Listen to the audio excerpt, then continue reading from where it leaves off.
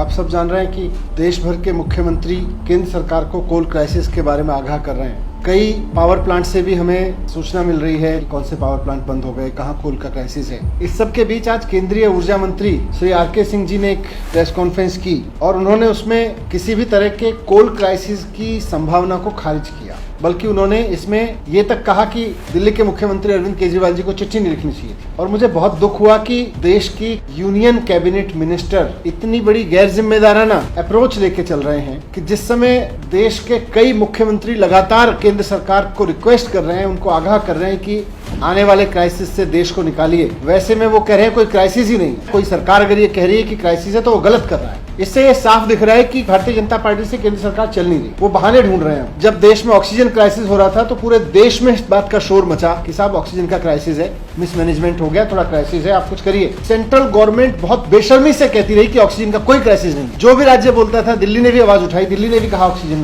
की कमी है, ये बोलते थे गलत बोल रहे हैं। और हम सब ने देखा कि ऑक्सीजन की क्राइसिस की वजह से पूरे देश में कितना हाहाकार मचा, कितनी मौतें हुई, हजारों लोगों को जान गंवानी पड़ी सिर्फ इसलिए क्योंकि केंद्र सरकार ठीक समय पर आंख बंद करके बैठी रही और उसने कोई जिम्मेदारी नहीं ली कि पूरे देश में ऑक्सीजन क्राइसिस को हल किया जाए। फिर से वही सिचुएशन आन बढ़ी, पूरे देश से आवाज उठ रही है कि कोल क्राइसिस है और ये कोल क्राइसिस अल्टीमेटली पावर क्राइसिस में तब्दील हो सकता है, जिसका बहुत बड़ा संकट देश को झेलना पड़ेगा। देश ठप हो जाएगा, देश का सिस्टम ठप हो जाएगा अगर पावर क्राइसिस खड़ा हो गया। लेकिन केंद्र सरकार फिर से बेशर्मी से कह रही है कोई क्राइसिस नहीं है। दिल्ली के मुख्यमंत्री अरविंद केजरीवाल जी गलत कर रहे हैं। ये आंखें बंद करने की जो नीति है केंद्र सरकार की, ये बड़ी घातक साबित हो चुकी है विगत में भी।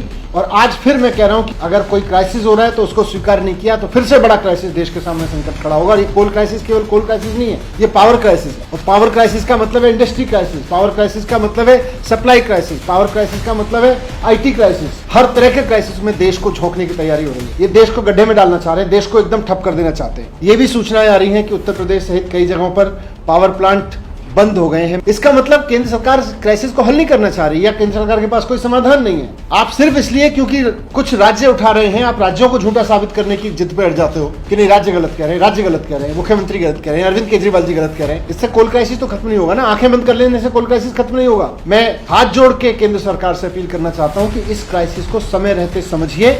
ये राज्य सरकारें इतने सारे जो मुख्यमंत्री आपको लिख रहे हैं, ये हवा में नहीं लिख रहे हैं। अगर आपने इसको वक्त रहते ध्यान नहीं दिया तो बहुत बड़ा क्राइसिस देश के स्तर पे मंडरा रहा है। और ये भी कहना चाहता हूं कि सरकारें सहयोग से चलती हैं।